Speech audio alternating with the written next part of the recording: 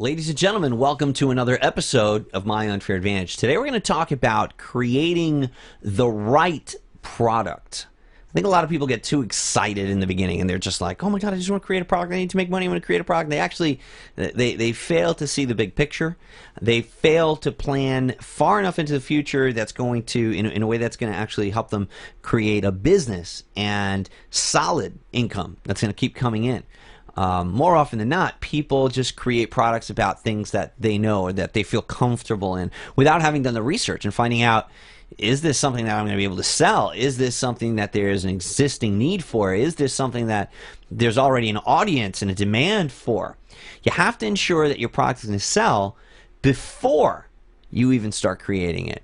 And this is one of the biggest mistakes that I see new internet marketers making online, and it is probably the reason that most people struggle to find traffic and to make sales. And usually when somebody comes to me and says, well, Omar, how can I drive traffic? I usually say, well, you probably already screwed up the whole process because you made the product first and didn't consider a traffic source before you started making it. So now your life is going to be a living hell and it's going to be consumed with driving traffic instead of being creative and making new products. So let's talk about how to create the right product, one that's going to make you a lot of money. And this all starts in the research phase, right in the beginning. Let's understand what makes a product the right product. What makes it an awesome product? In my opinion, an awesome product is one that helps people and it sells like crazy and it makes affiliates a lot of money. Notice I didn't say an awesome product is one that makes me rich. An awesome product is one that's going to, make me all this money and do all, because you know what? Here's the thing. What I've come to learn is that the real money is made on the back end. The real money is made when you market to the buyers. Now, if you think that our success has come from the profit made selling $10 ebooks or even $47 ebooks or $97 softwares, it hasn't. What I've learned and what has really taken my business to 7 figures has been the creation of a loss leader and the creation of a sales funnel. The creation of a purchase process that's going to walk a prospect through a purchase decision that is crafted solely for the benefit of the affiliate. Because when I craft an offer solely for the benefit of the affiliate, the funnel-wise anyway, profitability-wise, when I craft it solely for the benefit of the affiliate that's driving the traffic, what's going to happen is I'm going to attract a lot of affiliates that are going to drive a lot of traffic. Traffic won't be an issue for me because affiliates are so profitable and the product is selling so well that they will continue to mail, continue to run ads, and they're going to be paying to run ads for me to drive traffic to my site through their affiliate link because it's so profitable for them. That's an awesome product. That's a product that I'm never going to have to worry about driving traffic because the affiliates are doing it for me. Why? Because I focused on making the affiliates profitable on the front end. And I focused on creating my money, my wealth, my revenue on the back end, on the strategies that I'm going to use to monetize those buyers that the affiliates just handed me in exchange for that profit that I gave them on the front. Okay, so these are some of the things that I've learned, and it's simply a matter of looking at it. It's the way that you're looking at the money-making process that's going to determine whether or not you make money. If you're trying to make money off of that front-end product, and you're trying to, pay the affiliate just 50% or even less than that sometimes because you want to make those $3 per sale on the front end, you know what's going to happen? You're not going to get as many affiliates, so you're not going to make as many. You're not going to get as many sales. And then now you're like, oh crap, I didn't make enough sales. Okay, well let me try finding customers. Now you're out there finding customers instead of finding affiliates, which again is the wrong mentality because an affiliate brings you hundreds of customers. So instead of going out there and trying to bring one customer at a time to your website or to your product, which you shouldn't be doing to begin with, because driving traffic sucks and it's a time waster. And that's not what the owner of an online business should be doing. An owner of an online business should be creating products to launch because driving traffic is just tedious and it's who wants to do that? Nobody said, hey, I want to grow up and drive traffic when I'm an adult, right? No. So my point is this: if you want to come up with an awesome product of your own, you must start by identifying and profiling the traffic source first. Failure to do this will land you in trouble later. I can't stress this enough. I'll say this to newbies right in front of their face, and they'll turn around and still go and create a product that they like or that they think will sell or that they think, and then they come back to me like, oh my, well, how do I drive traffic now? Well, you don't know. You don't drive traffic now. The traffic driving phase was before you created the product, so you already screwed it up. So start over. Like, oh, but I've got such an awesome product. Yeah, you got an awesome product that nobody's going to buy. Because had you done your research, had you looked for the traffic first, you would have realized that nobody's freaking interested in underwater basket weaving. And you shouldn't have made a freaking ebook about it, right? So, again, extreme example, but my point is this. You've got to go look for the traffic first. You've got to identify the audience that you are going to be selling to. If you don't know, then go find them. Go create them. And then learn from them. Find out what their needs are. What are their wants? What problems do they have? Then go study those things, create the solution for them, and go drop it in front of them. You created a product for the traffic instead of struggling to create traffic for the product. This is a very simple concept that for some reason people can't get through their thick skulls when they're starting online. And they always end up coming back to me, oh, I don't know what to do. Freaking internet marketing sucks, man. Yeah, no, it doesn't.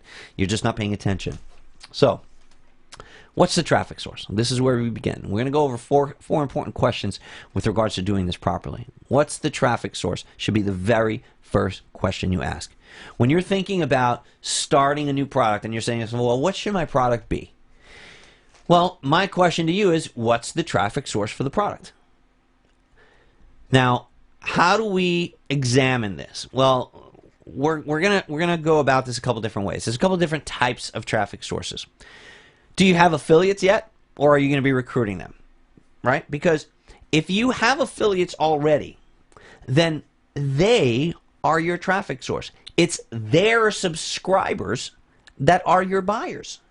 So, creating a product first and then trying to stuff it down their throats ain't going to work. Because if you create something that doesn't appeal to them, the affiliate is going to say, sorry, man, I'm not going to promote that. Or if you try to pull a favor or pull, and he does promote it, you're not going to make money. So he's not going to mail for you again. So, do you have affiliates yet? Well, if you don't have them, you should be recruiting them. You should be penetrating Facebook groups. Go to where these affiliates hang out. How do you become friends with people in a specific niche? Well, learn about those people. Where do those people hang out? Where do those people spend their time? Where can I go and meet those people? Right? So let's say you wanted to meet, I don't know, people that are into fitness. If you wanted to meet people that are into fitness, you go to a gym. Go to some sort of fitness meeting or something, right? It just makes sense. Go where those people hang out. Well, same thing with affiliates. If you want to recruit affiliates, go where those affiliates hang out. Where are they spending their time? What groups do they frequent? What events are they going to? What forums do they post in? That's where you go and you make those friendships, and that's how you go and start assembling those affiliates that are going to be promoting your product. That's how you start determining what your traffic source is going to be. Now, once you have these affiliates, now you've got to learn, well, who is on their lists? What do you know about their needs and their habits? You've got to learn about the people that are on that affiliate's list. Okay? So, if I was that person, let's say that you are a member of one of our products, and as part of that membership, I will be promoting for you. Well, it would behoove you then to identify my subscribers as your future traffic source. And the question you should be asking yourself is, what can I create that will solve a problem for those people on Omar's list? And the only way to really get the answer to that is to identify who is on these lists. What's the demographic? What are their needs? What are their habits? And we start learning these things by penetrating that, by being a member ourselves, by talking to these people, by polling these people, by asking the affiliate who's got experience, that being me. So, very, very important step that hardly anybody's, I think in my entire career, only a handful of people have ever really approached me and gone about this the right way to ensure that their product converts. What do your affiliates absolutely need to provide for their lists? So when you do approach that affiliate for to ask them about that traffic, because they're going to know their list better than anybody. One of the questions that you can ask is, well, hey, look, if you had the time to create another product this month, what would that product be? If I could take everything else off your plate, what's the product that you wish you could create for your people, but you just don't have the time to? He's going to tell you what to create right then and there. He's going to tell you what you can go and make that's going to sell awesomely for his people. He's going to tell you. He's going to tell you. And you'd be an idiot not to follow it if he's your affiliate. Because he's basically saying, if you do this, if you make this product, I will promote it. I will promote it heavily because I need it, and my people are going to love it. They're going to buy it. I know this because they've been asking me for it, and if I had a chance to do it, that's what I'd do. But then you're going to run off and still make an underwater basket weaving product because that's what you like, right? It makes no sense. You're not thinking like a business person. So you need to eat a slice of humble pie and make a product that's going to sell rather than make a product that you like or that you're excited about. Follow the money. Follow the money. Very important. So, a couple things to consider when it comes to the traffic source. Are you going to be depending on SEO or PPC for traffic? When internet marketers come to me with this SEO mumbo jumbo, I'm just like, oh God, you're not really looking at the big picture. When you're creating internet marketing products, SEO should be like the last thing you're worried about. Really, SEO should be the last thing you're worried about. Affiliates are the ones that are going to drive the traffic for you. Organic searches are not going to be bringing you droves of customers. Affiliates are. That's what you need to be focusing on. So if you're trying to spend all this time making Google happy about the way your site is set up, is Google going to send you? You really think that it's not? It's not going to send you droves of buyers just because you use the H1 freaking tag in the headline or whatever the hell they're. And then that's the other thing. Now your business depends on Google, and every time they do another animal update, guess what? Boom! You just got Google slapped, and you're really working for Google, not yourself, right? Now PPC a little bit different, but. In any one of these cases, whether you're doing pay-per-click advertising where you're going to be investing money, or you're doing search engine optimization for evergreen product sales or what have you, I don't know why, but if you are, an important thing to consider before you create the product, since this is going to be the traffic that you're going to be turning to in order to make sales, is what keywords are you going to target? What's the target audience? Who are they? What are they typing into their search bar every month or every week or every day? And once you know that, once you've come up with something that seems to be, sought after, you need to create, again, a profile on that type of user, infiltrate them. Where is that person? Where does he hang out? What are his problems? And learn about them in advance. This is the way that you identify traffic sources that are going to lead you to a profitable product launch. Now, another thing that you could do is, that you should be doing, is actually determining, are you going to be the person assembling that audience first? Okay, so a very, very powerful tactic is to, as you're creating your product, assemble the audience, grow the audience. Now, naturally, identify the target demographic and the person, and once you know where they are, where they hang out, how to reach them, then you can start assembling them and inviting them into your own little place of refuge for this particular demographic. Maybe a Facebook group, maybe a forum, maybe a fan page, maybe a blog. Anywhere that you could post content that interests this demographic, that they will be willing to somehow align themselves with you by either clicking a like button, entering their name and email, a way that you're going to be able to market to them.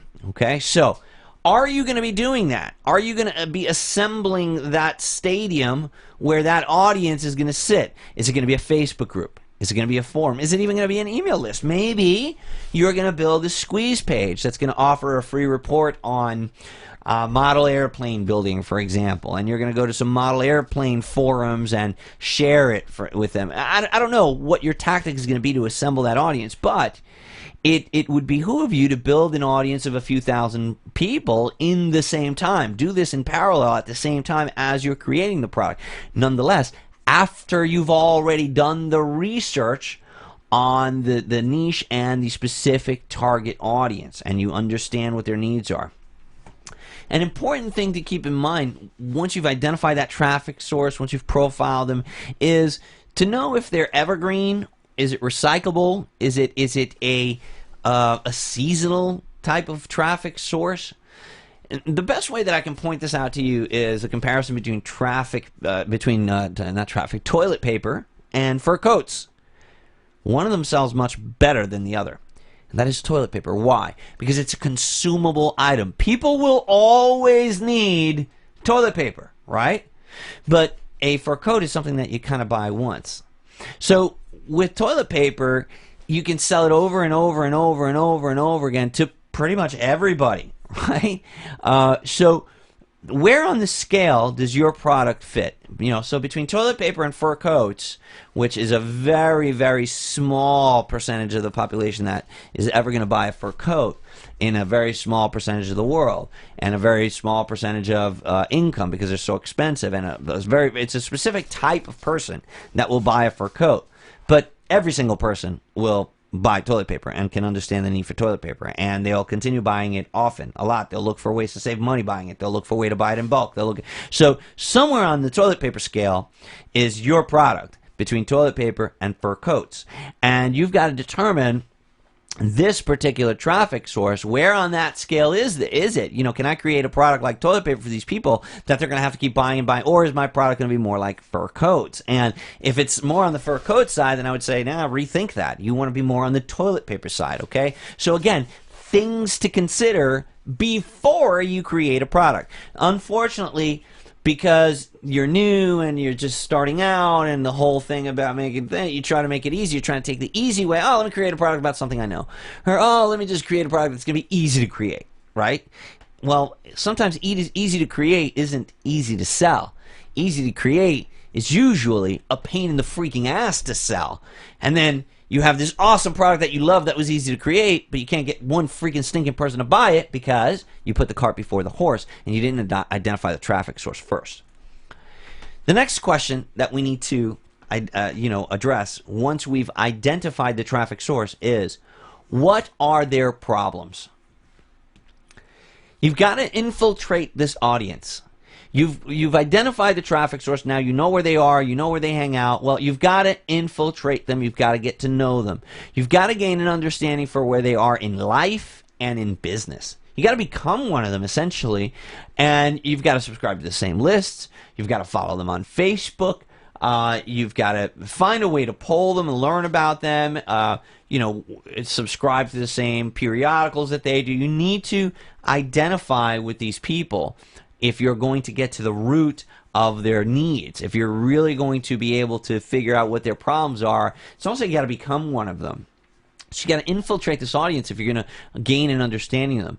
Now, the important thing with any group or any audience that you're learning about in your research phase of your product creation is you want to identify with the greater majority of that audience, okay? Not just one guy or one girl or something like that. You really need to try to appeal to the most amount of people on that audience. So let me break this down to layman's terms. Let's say that audience is coming from an affiliate, from one affiliate.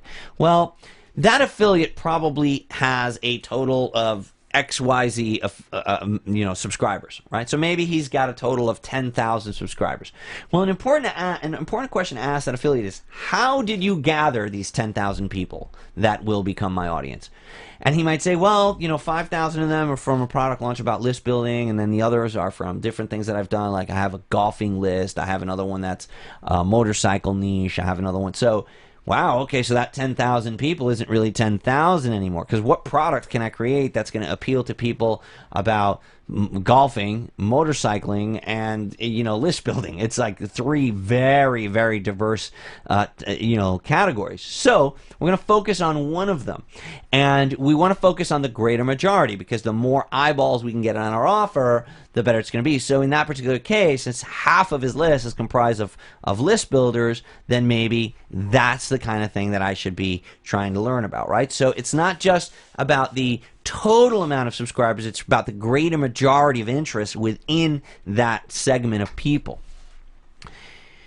You need to do intensive and extensive research. What I mean by intensive and extensive is you need to do a lot of research, and you need to really, really focus on it. Like, you've really, really got to be dedicated into this research. You've got to be intensive about it, okay, when you are learning about the audience. You can't just say, yeah, well, yeah, I know Omar, and he's got a list about product creators, and yeah, so I'm just going to make a product about product creation. Well, that's not very good research, because you know what? If Omar's got a list about product creation, chances are he's already promoted a shitload of product creation products to that product creation list. So that's not a very good, that's not intensive enough. That's not extensive enough research onto that audience, right? Maybe polling them, maybe, asking for permission to ask questions in one of this affiliate's Facebook groups, maybe interviewing the actual marketer that they subscribe to. So creating an interview with that person, asking that affiliate if he'd be willing to sit down for a recorded interview, something that you could even later use as a tool to give away for free to try to build that audience. Sometimes, because now you can create a Facebook group where you're going to share that interview with those people, and now that person's subscribers will come and join that group in order to listen to that interview. So maybe 100, 150 of those 10,000 people join that group because they want access to that interview, and now you can poll them within that group because you own that group, and now you can get to know those subscribers that were interested in that interview from that marketer, and you can penetrate those people, not physically, but I mean, infiltrate is probably the better word. You can infiltrate that segment of that person's list, and you can find out what their needs are. You can find out what other marketers they subscribe to. You can find out what things they like to buy, what things they've bought in the past. All of these kind of things are questions that you can ask the marketer, and that you can also ask the marketer's subscribers as you start polling them once you start infiltrating that group of people. Once you've done this and you've gained an understanding and you've developed some relationships with these people, you need to identify a problem that the majority of them have in common. This is the key, because this is what's going to give rise to the product that you're going to create. You need to identify a problem that you can go and figure out and solve for them. It's got to also be a problem that's going to lead to other needs, right? So you don't want to just solve their problems in a way that they're never going to need anything from you again. The idea here is to create a customer for life. So when you're doing this, you now got to start thinking about the big picture. So maybe you have an option of creating a software tool that solves their problem, or you have an option of creating a training product that you're going to need to update every year or something like that. You want to try to create a product that will solve a problem, but at the same time will also give rise to other products that you can create for them. Okay, a problem that leads to other needs, and most problems are usually that way. When you solve someone's problem and they get past that hurdle, it isn't too long until now they're facing new hurdles, right? So they've reached a new plateau in their business or in their life, but now they have a whole new set of problems. You want to identify issues that they have and create solutions for those issues, but you want to keep in mind that you want to be able to sell things to them again in the future. So you want to start thinking about that. You want to start thinking that way. Like, okay, so if I make a product about this, how will I monetize these people after they buy this product from me? Okay, that's important, and you should start thinking about that before you even create the very first product. So we've identified the audience, we've infiltrated them, we've found out about the traffic source, we've interviewed the affiliate, or we've done keyword research, whatever direction you're going in.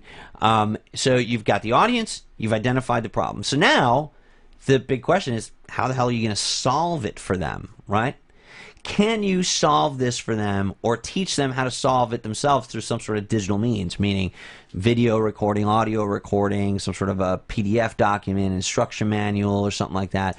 Are you capable of creating an information product that will address this issue for them, right? So some problems you just can't solve digitally, right? So maybe the problem is that their car is broken down and they don't know how to fix it. Well, can you really solve that digitally? You can create a PDF with images of how to fix that product, that problem. Maybe the person needs a new muffler, and you go and you replace the muffler on your own car, and you record a video of yourself doing it, and then you take that video and turn it into a PDF and all that. And yeah, you can do that. But are you really capable of creating a specific information product that's going to address this person's needs? Sometimes you can't. Sometimes it's the kind of thing that you just can't teach in a digital product. Sometimes it's got to be physical. And I'm going to caution you on creating products that are teaching them how to do something physically or that need a physical component. I'm going to caution you on doing that first. You can experiment with that after you've got some more experience in creating digital products. But as a first product, you should create something that digitally solves their problem. And because digital products are just easier to make. They're just easier to make, they're easier to handle, they're easier to deliver, and as you start building your business, the last thing that you want is to deal with some sort of physical issues, fulfillment issues at the very, very start of your career. I think that's something that you should learn at some point. I just don't think it should be something that happens right away. So I would strive to find a problem, in the prior step, the prior slide, strive to find something that could be solved digitally. And that's really what you want to do. You want to be able to solve it through a video course, through an audio course, through an ebook. If you can explain to them how to solve their problem, or if you can't give them their solution in a video like the one that you're watching right now, then probably you should look for something else to create a product about. Now, another thing that you need to consider is, can your solution be molded to fit other audiences, or will it only work for this particular affiliates list, right?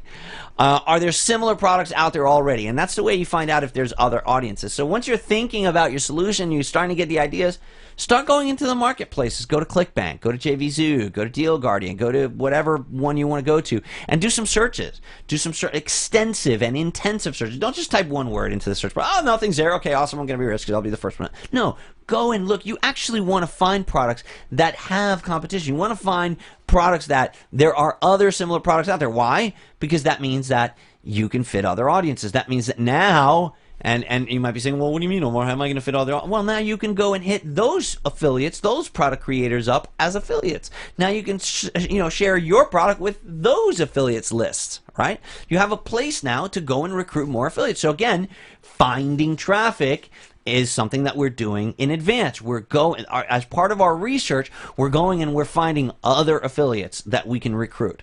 So if I'm thinking about creating a product on list building, or a specific type of list building, or how to use this particular autoresponder or something like that, I'm going to go into the other marketplaces. I'm going to see if anybody else has created a product like that. And then if I find a few, I'm going to say, okay, great. I'm going to research those, find out who created those, because those people that created those products, obviously they have a list of buyers that are in the same niche or that have the same interest. So those marketers, those product creators, they're on my radar now as a source of traffic for me. And I'm doing all of this before I created my product to make sure that these options are there for me. Once I'm done with my product, I'm going to have a place to go to find buyers, right? And that's important. So don't leave it till after you've created your product to hope that you can find affiliates and to hope that you can find audiences, okay?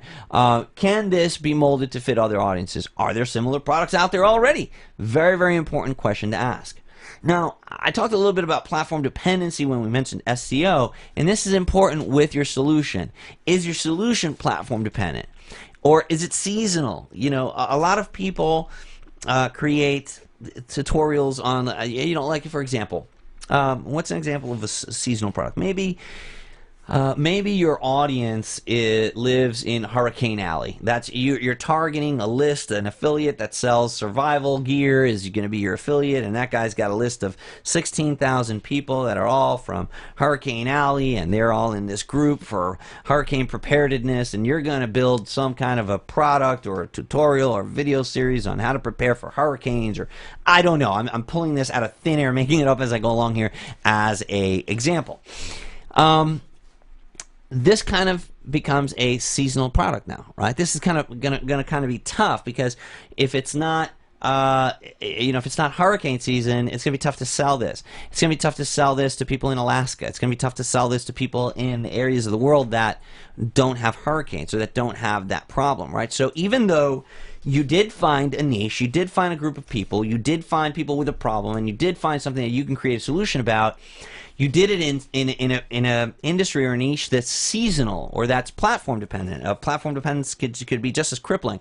For example, if I created something that depended on Facebook, let's say my product was something about how to build a Facebook fan page, and I spent 3 months creating this, learning how to create the awesomest Facebook fan page, creating 10 of my own, building audiences for those pages and doing all of that, and then I create this Mac Daddy product. It's awesome. I've got multiple affiliates that have Facebook lists and people that are interested in Facebook marketing and stuff like that, so I think I'm all set. And then guess what? All of a sudden, right after I launch or the day before I launch, Facebook decides, well, you know what, guys, we're going to remove the whole Facebook page feature. We're just not going to do it anymore.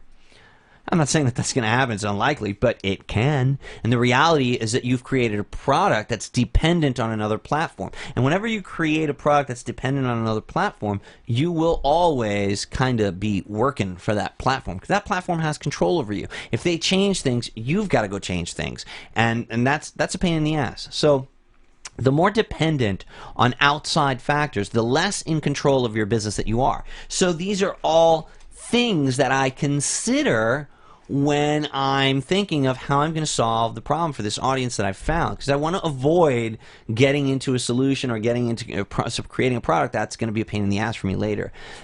Speaking of being a pain in the ass later, can it be sold later? Is it something that's going to be evergreen? Can I sell this year-round forever?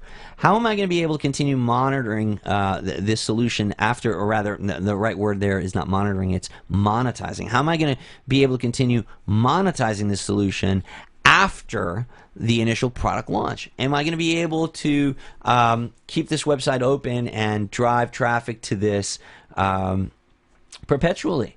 So am I going to be able to experiment with cold traffic and pay-per-click and media buys and all kinds of other things? Is this an evergreen thing, or is this something that is some sort of a solution for just something that's happening right now?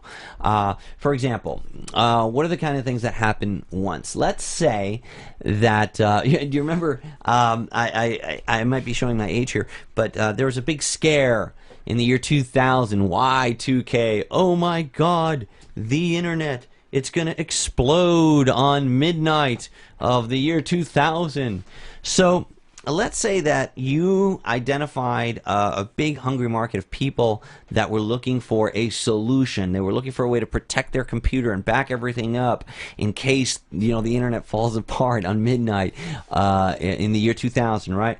Well, maybe you create a tutorial but that's the kind of thing that you're just going to try to milk it, because after that event happens, guess what? That's it. People are not going to need to buy your Y2K product anymore. It's not an evergreen product, right? So will you be able to continue monetizing this solution after your initial product launch? All very important questions to ask. And does this problem that you're going to be addressing, does this problem that you're going to be solving have an abundant amount of research material that you can study? So is this a kind of product that or solution that you can go to Google and type a couple of words into the Google search bar and come up with hundreds, if not thousands, of pages of blog posts, of videos, of information, of data to help educate you on how to solve it? Data that you can study to then turn into a product of your own. Because maybe you've got a great, idea for a solution. Maybe you found, and this is a terrible example, but maybe you want to create a product about cancer, but you want to write a book about cancer, but it's going to be tough to, because unless you're going to go find the cure for cancer, you're going to be hard pressed to go and convert that into, what I'm saying? So if the audience that that you're trying to market to are people that are looking for the cure for cancer, that's not something that you can go out and find the solution for easily.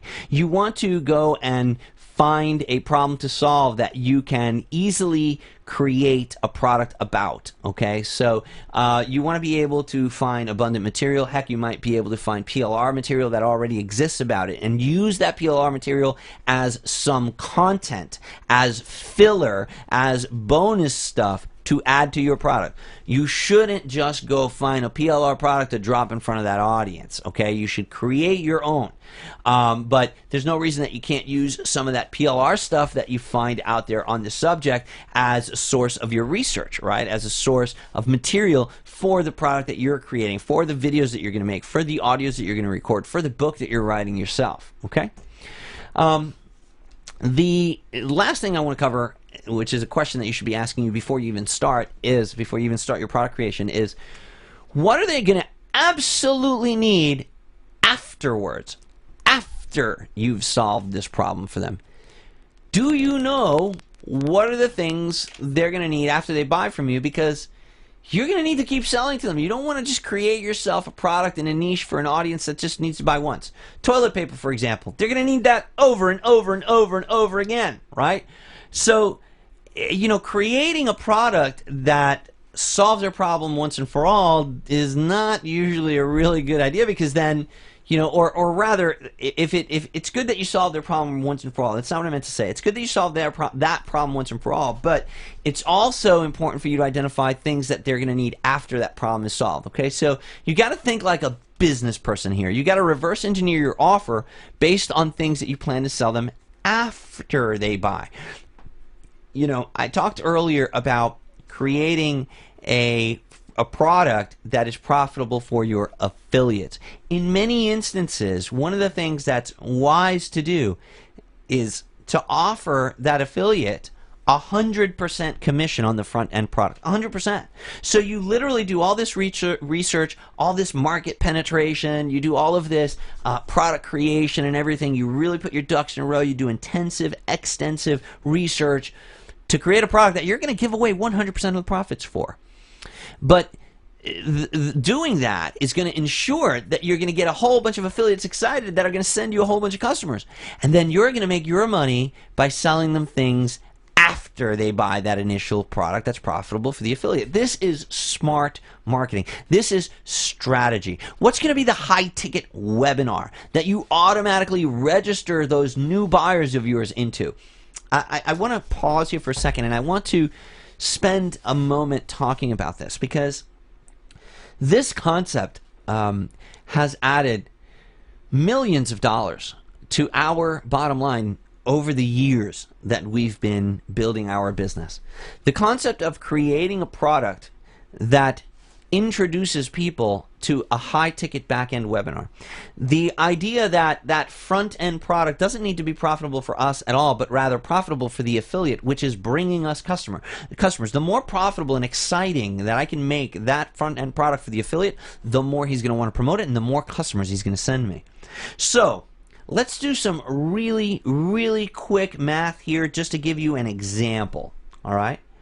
Let's say that you were to do a product launch and that you were to create a product that sells for $10 and that you were to offer those affiliates that are going to be promoting your product 100% commission. So they're going to make $10 per sale. Not just on that product, but you're also going to have an upsell and maybe a downsell. And you're going to give them 100% on all of that. You're not going to make any money at all on the front end product. This is what we call a loss leader.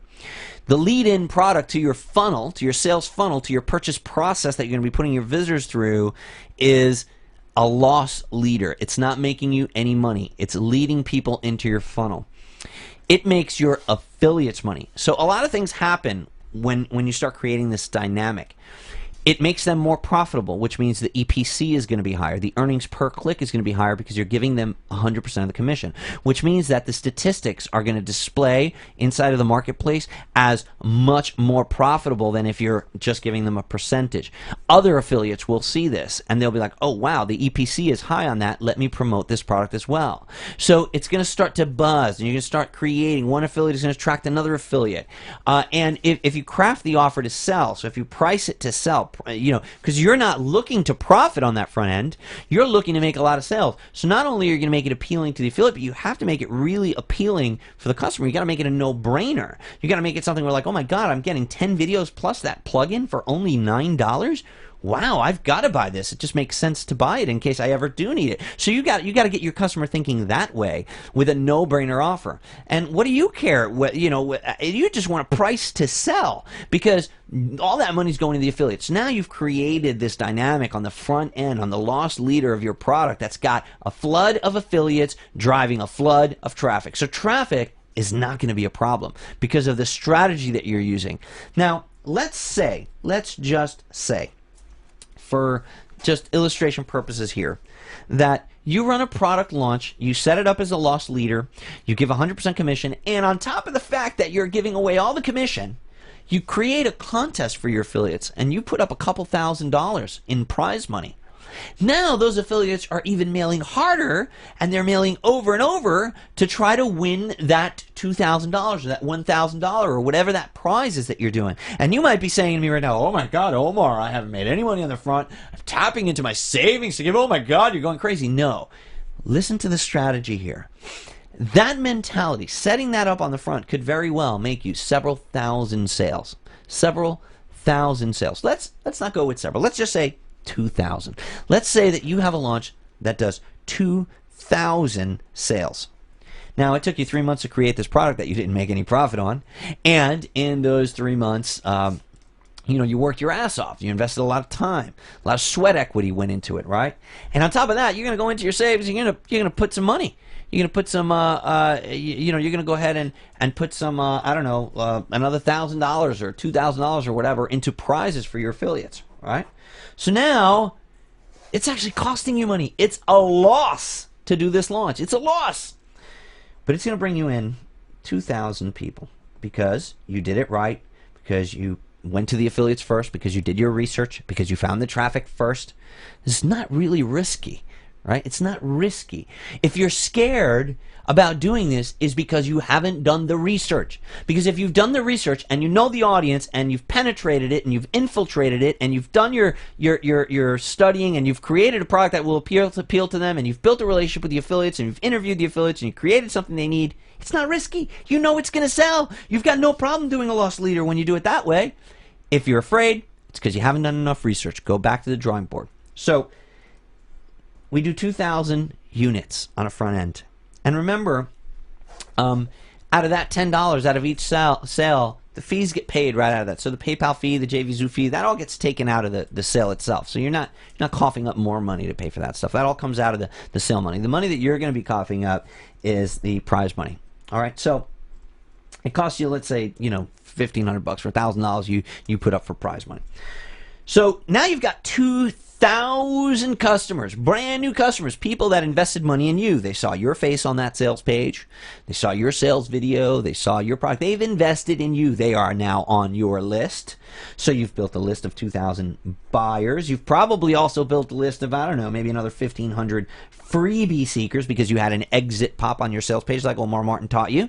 That gives them something for free and puts them into an autoresponder sequence. There's another video about that in the archives. But you've got 2,000 buyers and you've got another 1,500 freebie seekers. You've got a total of 3,500 people as a result of this launch, but you still haven't made any freaking money.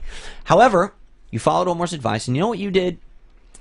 You found yourself a high-ticket webinar. You created relationships with affiliates, and you found a guy that's got a webinar out there. He's got a product. He's been doing this a lot longer than you, and he's got a product that he sells for $1,500. $1,500. And it's a congruent product to what it is that you're selling, and it's going to appeal to your audience. So this $1,500 product, this guy, he's been an expert. He's been doing this for a long time, and he's got proven metrics, and you know that his webinar that he does converts at, let's give it a low number. Let's do all low numbers at 10%. So he's got a $1,500 product that converts at 10% via live webinar. So what you did is you took your 2,000 buyers and you automatically registered them. Right when they pay in 𝐿𝐴𝐽, there's a feature in 𝐿𝐴𝐽, you automatically register every one of those buyers into a webinar. You now have 2,000 registrants. 2,000 registrants into a webinar. That's going to take place maybe a few days after your launch. You're going to show up and you're going to introduce that speaker. Now, we've got to do some math. I don't want to gas up your head. So let's do some math. If you've got 2,000 registrants, conventional wisdom and experience tells me that 30% or so will actually show up. So 2,000 times 30%, I'm working it out on my calculator right now, is 600. You'll have 600 people that attend live on more or less. And these are pretty accurate numbers because I've done this many times. So about 600 people will attend live. Now remember the statistics that we had, the metrics that we had. 10% conversion rate. That means 60 people are going to buy on the live call. 60 people are going to buy a $1,500 product. 60 times 1,500 equals $90,000. You just generated, well, somebody did it for you, $90,000 out of your lost leader. And you did it in 90 minutes. Well, you did it in 5 because all you had to do is introduce that guy. It's his business to do that.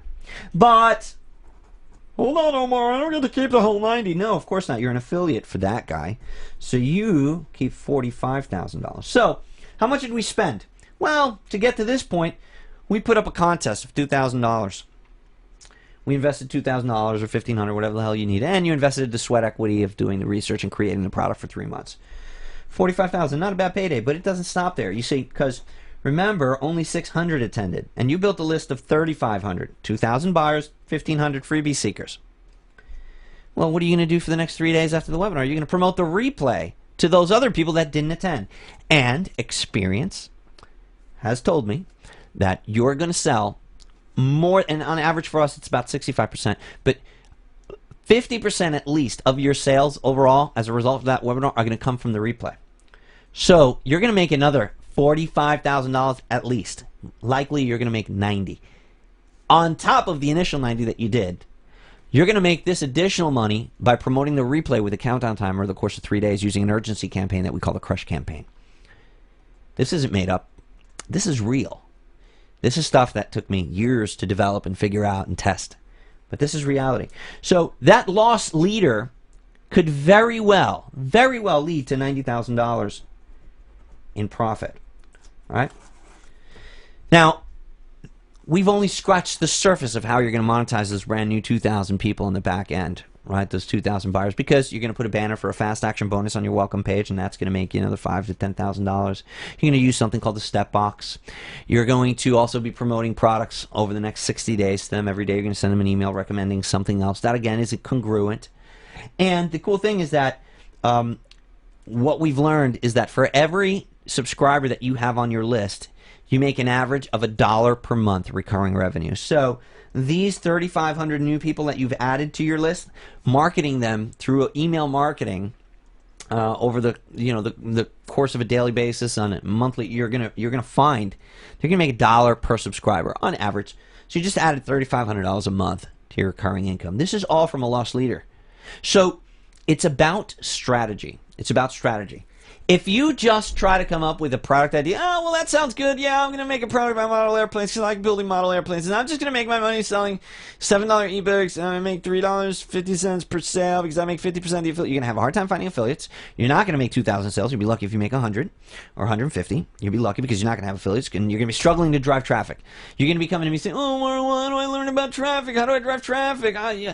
While the smart strategic marketers, the guys that are using higher level strategies, while those guys are generating, giving away 100% commission and generating hundreds of thousands of dollars on the back end, you're struggling to find traffic because you didn't do your research first. You put the cart before the horse. You're struggling to find traffic. You're trying to sell. You're trying to make $3.50 at a time from your guys. You're doing SEO. You're doing that.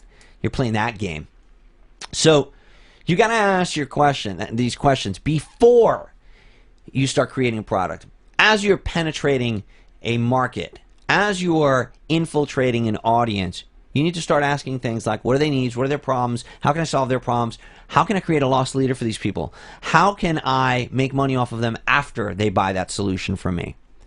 What's going to be the first fast action bonus that I promote on my welcome page? A fast action bonus is an offer that you put. This is probably one of the most profitable pieces of real estate that you have inside of your website, and that is on the bottom 1/3 of your welcome page.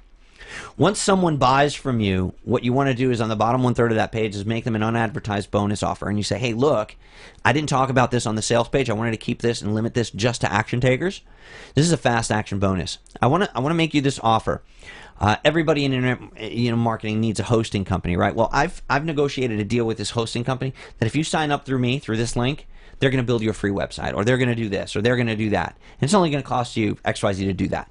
Throwing that banner in there is going to make you tens of thousands of dollars. We know this by experience, but it has to be a fast action bonus. It can't just be, you can't just be pimping out, you can't just be like a sales whore and make your visitors feel like you're just trying to squeeze every dime out of them. You've got to make them feel that you're trying to help them. You've got to make them feel, and you are, because you went and you found a deal, you did some research in advance, you worked out a deal with some company that has a congruent product, something that your people are going to need, and you say, hey, if I can bring you a bunch of customers, can you offer my customers a deal? Can you offer? You're negotiating a special offer for them, something so it's a win-win-win situation.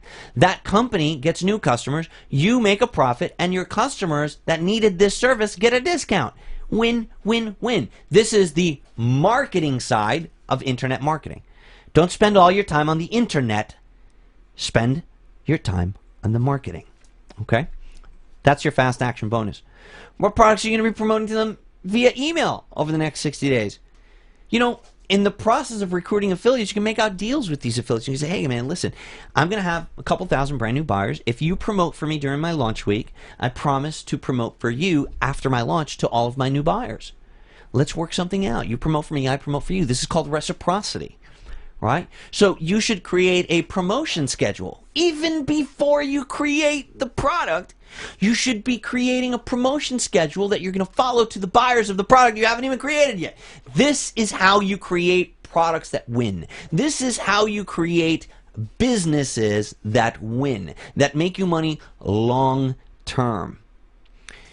And remember, you're going to have multiple lists. As you can see on screen there, I put a capital S because you're going to have different, every funnel creates a series of lists. It doesn't just create buyers. You create buyers that bought your front end product for $9. You create buyers that bought an additional upsell for $47. You create buyers that bought the downsell for another $9. You create freebie seekers that didn't buy shit. They just clicked the X to leave your sales page, but they wanted something for free. So you've got all these different types of people that you can market to, and you can market different things to those different people. Right, so somebody that was willing to spend more money on you, you can go ahead and start marketing them right away with more expensive products that you're going to be more profitable on. But the guy that was a freebie seeker, you might want to start with the $5 products. You might want to start with the $10. So you're gonna have this plan on how you're going to market to these people after they buy from you before you even create the product that they're going to buy. Do you see where we're going with this? This is being strategic. This is called creating a business plan. This is just one product out of your business plan. This is how you build a company that's making you millions of dollars in 8 years or in a few years. This is how you build a 6-figure business in a matter of 18 months like we were able to do. It's by thinking about strategy. What's going to be the next product that you launch? That's really important. How are you going to follow this bad boy up? Is there going to be a sequel? All right? How do you follow up strong in a few months with something different that's also going to appeal to this audience? So again, if you're creating the Y2K product, it's going to be tough to do a follow-up bang buster launch the next year because there wasn't no Y2K1, right? So how are you going to follow up? What's your next product going to be? All of these questions. This is called reverse engineering your funnel and your business funnel, not just your sales funnel for this product, but my entire business funnel. I'm reverse engineering. I'm thinking, what is next? What is next? After this, what do I do next? What will I do next? Like playing chess. You've got to be thinking 3, 4, 5 moves ahead. After I do this, what's going to happen? After that happens, what could possibly happen? If I don't do this and that doesn't happen, this other thing might happen. Well, if that other thing happens, what will I do then to counter that other thing? This is called strategy. And this is how you make money online. But if you're too worried about, oh my God, how am I going to pay the rent this month? Oh my God, I'm going to be sure I need to make money right away. Oh my God, how am I going to, you're not in any mental state to build a business. You're not being strategic. You're making decisions based on fear of losing your house. And this is why when people say to me, Omar, I need to make $500 by tomorrow. I need to, this week. And if I can't do it, then that means that you suck and you don't know anything about it anymore. Okay, I suck. I don't know anything about internet marketing. No problem. If you need to make $500 by next week, then you need to go get a payday advance or you need a better job. You need to fix your life. Because the fact that you need money so fast tells me that you don't have any strategy about managing your own money, let alone building a business. Okay, so very, very important. And I'm not saying this to put anybody down. I'm saying this to kick you in the ass to make you understand the mindset that you need to be in if you're going to create product launches that win. If you're going to create product launches that make you a lot of money. If you're going to establish a name for yourself. And then here's the other thing that happens. Something magical happens. When you do this, when you set up strategies like this, you make affiliates a lot of money. Next, it gets easier and easier to launch every single time. Affiliates are going to be approaching you and saying, hey man, when are you going to launch something again? When are you going to launch something, bro? Because I made a lot of money the last time you did something, and I need to make that kind of money again. So affiliates are coming to you, speeding you up. Traffic is no longer an issue.